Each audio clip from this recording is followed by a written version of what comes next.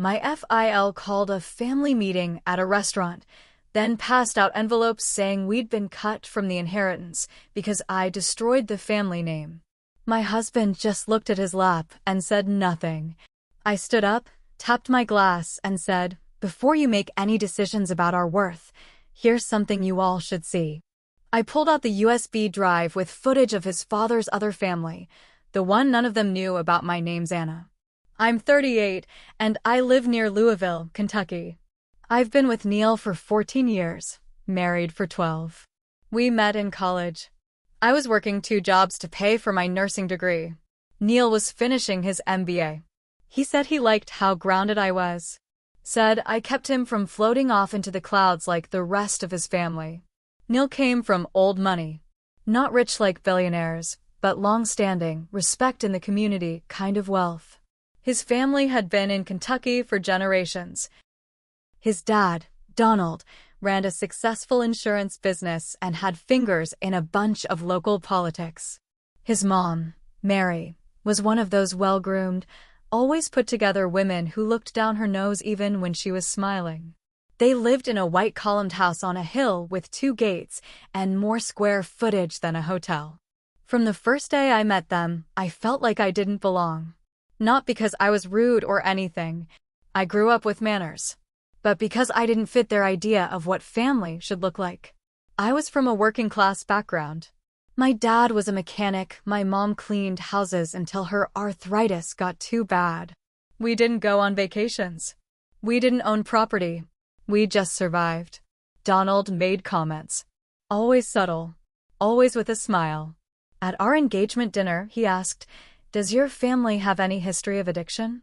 Just want to know what might run through the bloodline." I laughed it off. I shouldn't have. The first real fight Neil and I had as a married couple was about Donald.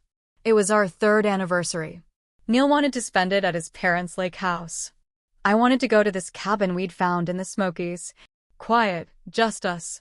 But Donald had planned something and Neil didn't want to disappoint him. I remember saying, "Why do you care so much about what he thinks?" And Neil snapped, "Because he holds the keys to everything, Anna. You don't understand." That stuck with me. Holds the keys. Years passed. We built a decent life. I worked at a hospital full-time.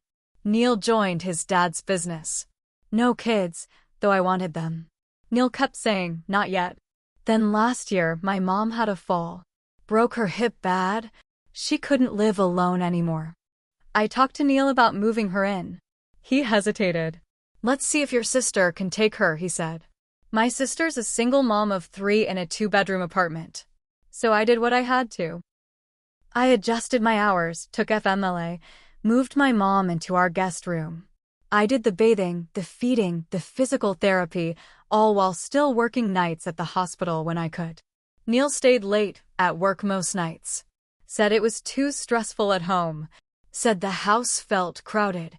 Around that time, Donald stopped inviting us to dinners. Stopped calling. Neil brushed it off, but I knew. I knew it was because of my mom. Donald probably thought I was dragging the family down. Then we got that invite. A formal email. Donald's assistant sent it. Donald H. requested your presence at a family gathering, 7 p.m. Friday at Smith and Ledger. That's his favorite steakhouse, real upscale. Said it was important. No other info. Neil said, "It's probably estate stuff." He said it with this weird flat voice. Like he already knew what was coming. The restaurant was full when we got there. Private room in the back. Big U-shaped table. Donald and Mary were at the center. Marla and her husband were to one side. David, the younger brother, was there too. Plus 2 cousins who lived in Nashville. Everyone dressed nice, but no one looked relaxed. It felt more like a courtroom than a dinner. The meal was quiet. No jokes. No stories. Just forks scraping plates. Then Donald stood up. He cleared his throat and said, "Thank you all for coming. I've made some decisions regarding the estate, and I felt it best to address them with full transparency." He motioned to a waiter, who brought out a tray. On it were envelopes. He handed them out like test results. Neil and I got one envelope together. We opened it. The letter was cold and straight to the point. Effective immediately, Neil and Anna are removed from all inheritance and trust planning. This decision was not made lightly. Anna's behavior and decisions have damaged this family's name. I cannot condone it. I hope you both find peace moving forward. No explanation. No details. Just that I had damaged the family name. Neil read it, then stared at his lap. Didn't say a word. No defense. No anger. Just silence. I looked at him. Whispered, "Say something." He didn't. That's when my heart turned cold. That's when I knew he'd let this happen. That maybe he'd even agreed to it. I stood up. My legs were shaking. I reached into my purse and pulled out the USB drive. "I have something I think everyone should see before you decide who's damaging what," I said. Donald's face went pale. "Anna, don't make a fool of yourself." I turned to the waiter. "Can you plug this into the TV at the bar? Please." The man hesitated, then nodded. He walked off. A minute later, the flat screen came to life. First video. Donald at a park. Pushing a little boy on a swing. He's laughing, crouched down, tying the kid's shoe. Timestamp. A Wednesday afternoon, middle of the work week. Next clip. Donald entering a house. Kisses a woman who looks no older than 30. She welcomes him in like it's routine. Another clip. Birthday party. Streamers. A little girl with curly hair runs to Donald yelling, "Daddy." He lifts her up like he's done it 100 times. Whispers filled the room. Marla gasped. "What the hell is this?" David muttered. Is that real?" I turned to Donald. "That's Kendra. She's 33. Lives in Elizabethtown. Lucas is 7. Emma is 4. He's been paying her rent and child support from a consulting fund his company writes off as business expenses." Donald's mouth was clenched. He didn't deny it. Just stood there, red-faced. Mary stood up, picked up her purse, walked out without saying a word. I turned to Neil. He was still sitting, still looking at his hands. "You knew," I said. He nodded, barely. "I didn't know the details," he said. "He said it would be handled. He didn't want a scandal." I just stared at him. My husband. The man who let his father cut me out, humiliate me, all while protecting that. I left. I walked out of that restaurant and didn't look back. The fallout didn't end there. Not even close. After I left that restaurant, I sat in my car for 20 minutes, hands on the wheel, heart pounding like I'd run a marathon. My phone buzzed again and again, texts from Marla, from David, even from Neil. I didn't answer any of them. I drove straight to my friend Casey's place. She was the one who helped me find the PI, the one who said, "If something feels off, it probably is." I told her everything from the beginning, and she told me to trust my gut. She didn't say, "I told you so," when I showed up on her porch that night. She just poured me a drink and let me cry. The next morning, I went back home. Neil was sitting in the living room like a dog who knew he'd torn up the house. "We need to talk," he said. "About what?" I asked.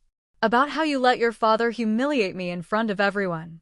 About how you knew he was living a double life and said nothing." He rubbed his face. I didn't know how deep it went. I swear. I just thought. He said it was a mistake. He said he'd made arrangements. That it wasn't my place to interfere. "You didn't defend me," I said. "Not once." Neil didn't argue. He just looked tired. He threatened to pull me out of the company if I spoke up. Said I'd lose everything. He said we needed to keep things quiet. I felt like I'd been punched. "So you stayed quiet while he dragged my name through the mud?" "I thought we could fix it later," he said. "I didn't think it would go that far." "You let him write me out of the will like I was garbage," I said, voice shaking. "You sat there and let him do it." Neil looked down again. That same damn stare at the floor. I packed a bag that night. Stayed with Casey for a few weeks. Then I got a place of my own. A tiny one-bedroom apartment above a bakery. It wasn't much, but it was mine. The story exploded in town 2 days after the restaurant incident.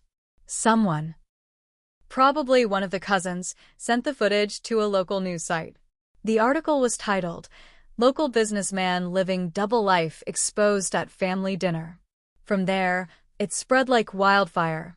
Donald's business started hemorrhaging clients. Mary filed for divorce. Marla stopped speaking to him. David refused to take over the company. Donald tried to control the narrative, but it was too late. Too many people had seen the videos. Too many questions he couldn't answer. And Neil? He stayed in that big house alone. I didn't speak to him for 2 months. Then he called and asked if I'd meet him for coffee.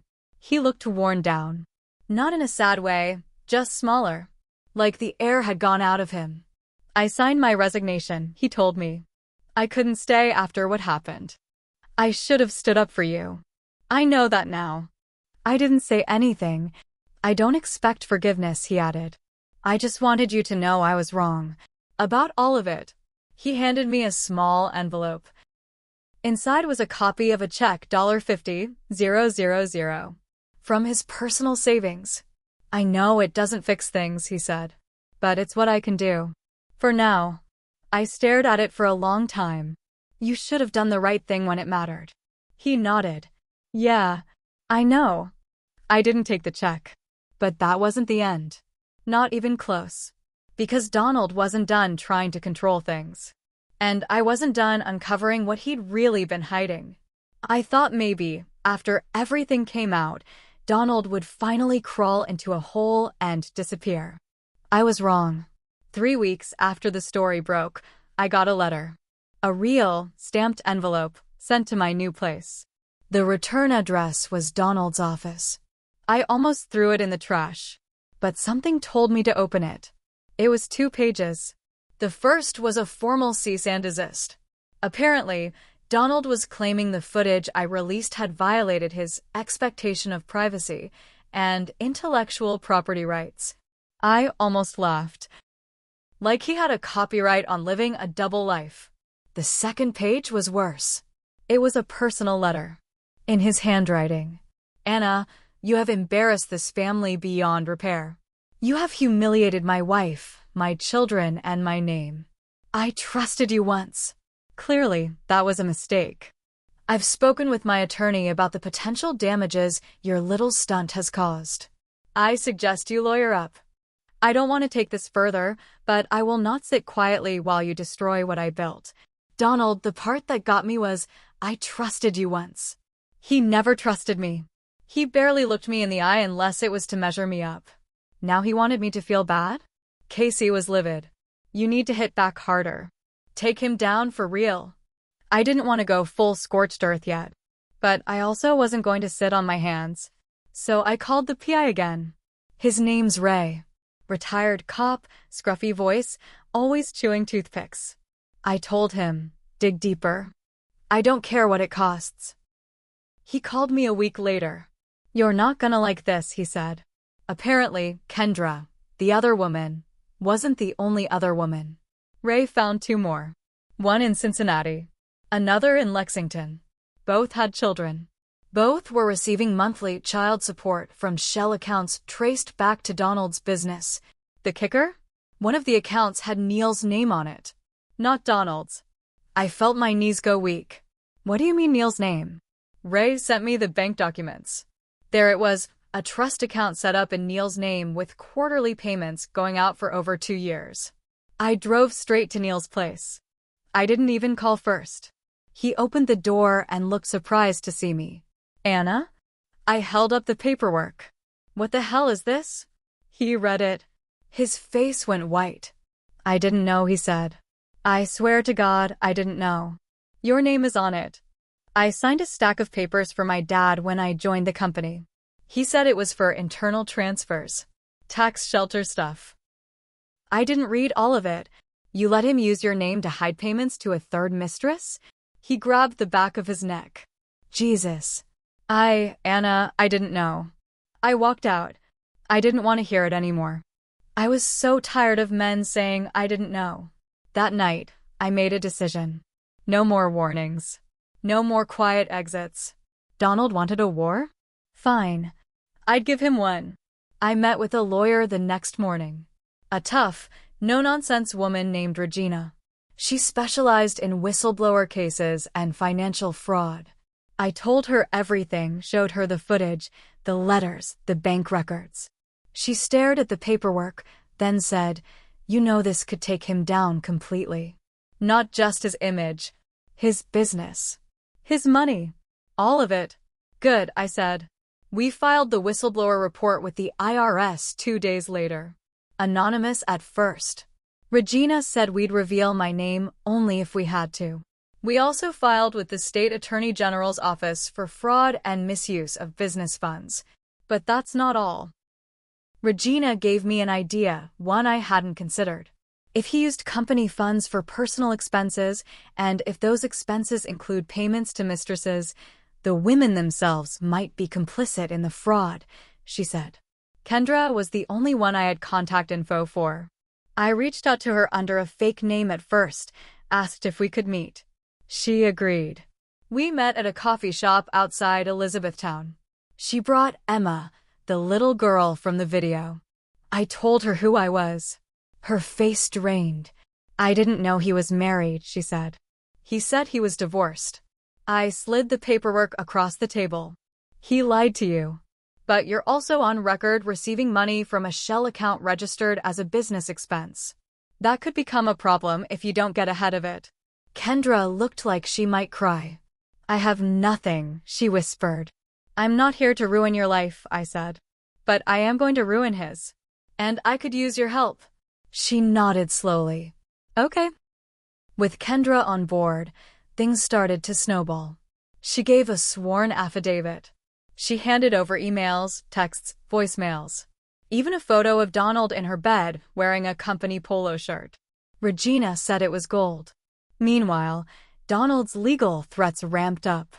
I started getting calls from numbers I didn't know. "Back off. This is a family matter." One message said, "You'll regret this." But I wasn't scared. I was angry. And I wasn't alone anymore. Then, something happened I didn't expect. Mary, Donald's soon-to-be ex-wife, reached out to me.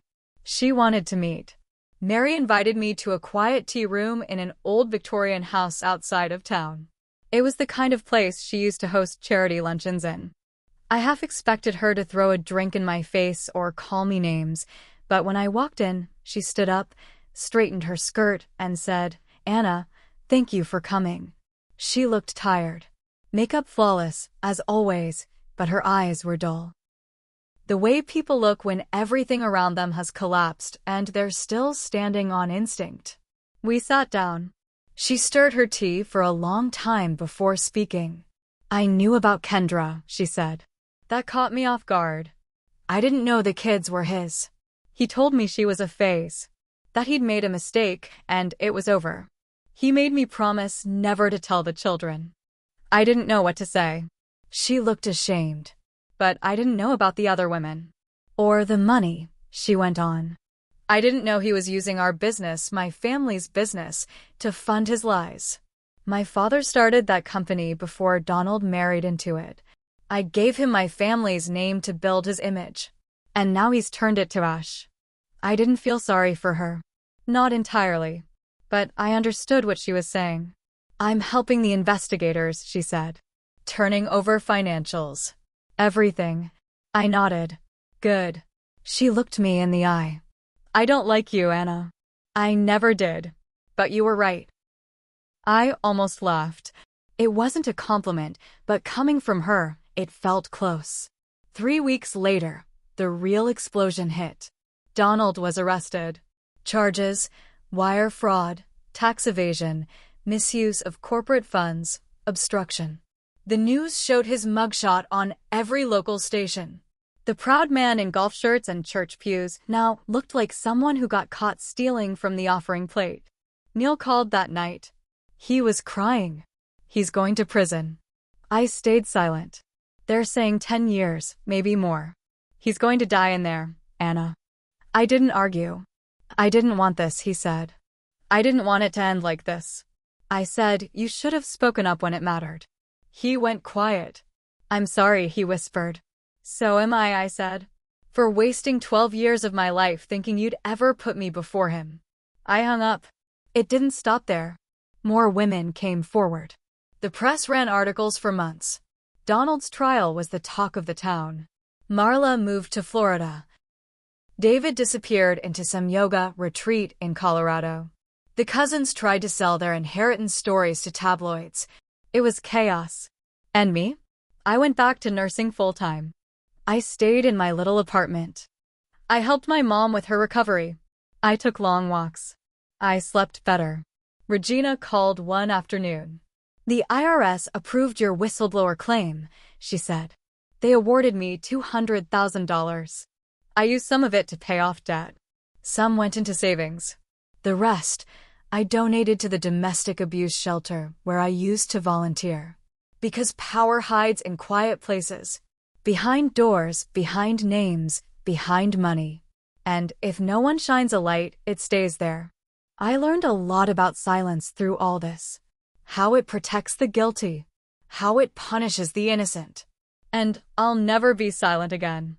As for Donald, he took a plea deal. 8 years in a low-security prison. No more mansion. No more speeches at the Chamber of Commerce. Just a cell, 3 meals, and a number on his chest. And Neil? He moved away. Tried to rebuild. We haven't spoken since that night. I don't hate him, but I don't miss him either. He chose his father. I chose the truth. And in the end, the truth won.